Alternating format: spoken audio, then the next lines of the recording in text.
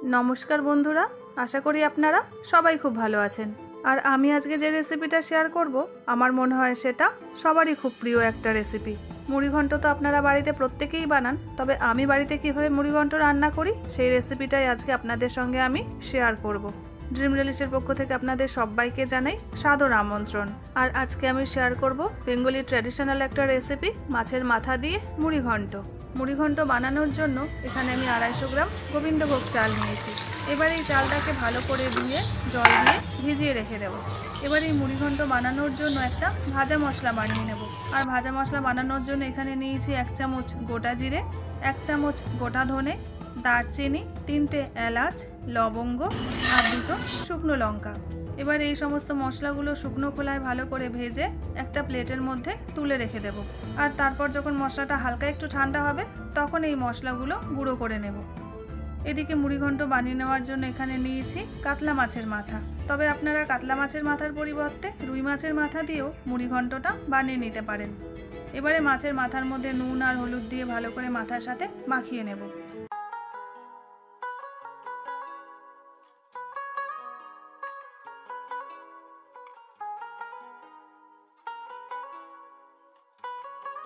আর তারপর মাছের মাথাটা ভেজে নেওয়ার জন্য কড়াইতে নিয়ে নিয়েছি পরিমাণ মতন সরষের তেল।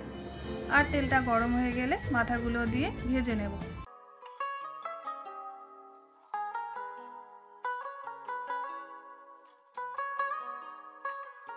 তবে মাছের মাথাগুলো যখন আপনারা ভাজবেন তখন অবশ্যই চাপা দিয়ে ভাজবেন, তা না হলে মাথা তো খুব ছিটকাতে থাকে।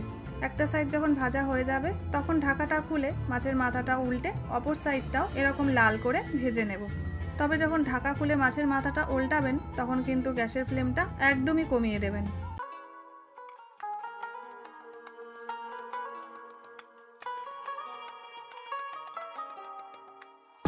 তারপরে যখন দুটো সাইডই খুব ভালো করে ভাজা হয়ে যাবে তখন একটা ঝাঁঝরির সাহায্যে তুলে প্লেটের মধ্যে নিয়ে নিচ্ছি।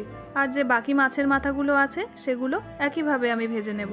সবকটা মাছের মাথা তো ভাজা হয়ে গেছে। এবারে ওই তেলের মধ্যেই দিয়ে দিচ্ছি টুকরো করে কেটে রাখা আলু।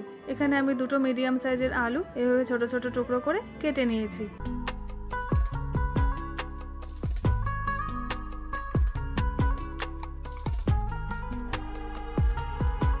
এরপর আলুটাও যখন এরকম লাল করে ভাজা হয়ে যাবে তখন আলুগুলোকেও তুলে নিচ্ছি। এবার কড়াইতে যে তেল আছে সেই তেলের মধ্যেই দিয়ে দিচ্ছি কুচনো পেঁয়াজ। আর তারপরে পেঁয়াজটাও খুব ভালো করে লাল লাল করে ভেজে নেব।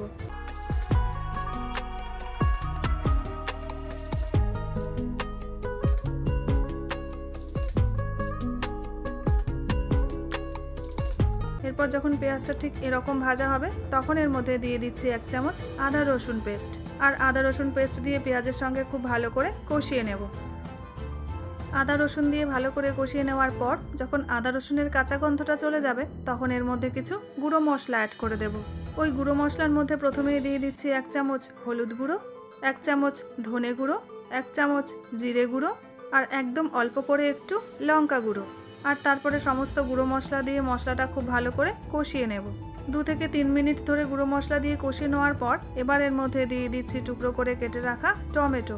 আর সেই সঙ্গেই দিয়ে দিচ্ছি স্বাদ মতন লবণ। তারপরে আরও একবার মশলাটা খুব ভালোভাবে কষিয়ে নেব।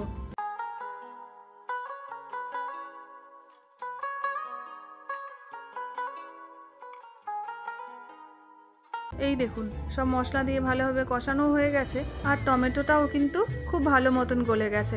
এবার এর মধ্যে দিয়ে দেব ভিজিয়ে রাখা গোবিন্দভোগ চাল।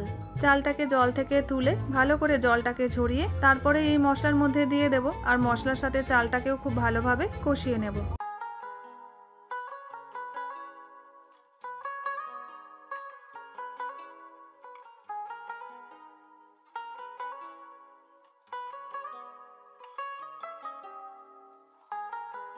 এইভাবে চালটা দিয়ে কষিয়ে নেওয়ার পর এর মধ্যে দিয়ে দিচ্ছি ভেজে রাখা মাছের মাথা আর আলু। এবার সবকিছুকে খুব ভালো করে কষিয়ে নেব।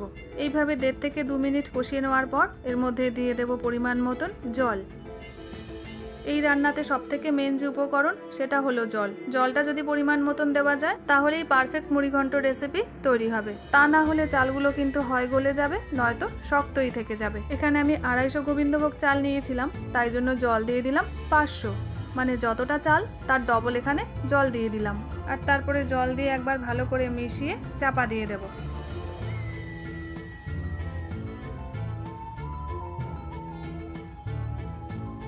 3 থেকে 4 মিনিট চাপা দিয়ে রান্না করে এবার আমি ঢাকাটা খুলে নিচ্ছি। আর ঢাকাটা খুলে একবার ভালো করে মিশিয়ে যে মাছের মাথাগুলো আমি দিয়েছিলাম, এবারে মাথাগুলো একটা খুন্তির সাহায্যে এইভাবে ভেঙে ভেঙে দেব।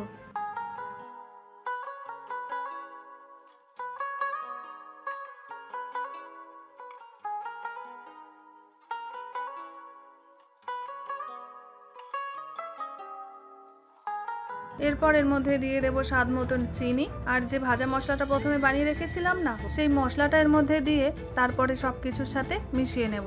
আর যখন সব কিছু ভালো করে মেশানো হয়ে যাবে তখন আরও একবার চাপা দিয়ে দেব।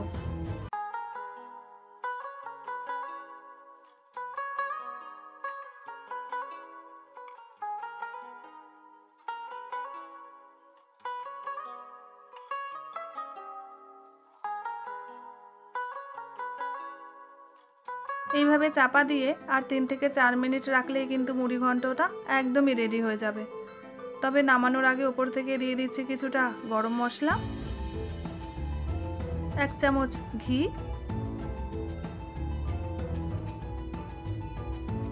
আর কয়েকটা চেরা কাঁচা লঙ্কা। ফাইনালি একবার সবকিছু ভালোভাবে মিশিয়ে নিলেই রেডি হয়ে যাবে দারুণ টেস্টি মাছের মাথা দিয়ে মুড়ি ঘন্ট। আর এইভাবে মুড়ি ঘন্ট রান্না করলে খেতে তো ভালো হবেই, আর মুড়ি ঘন্টটাও হবে একদম ঝরঝরে।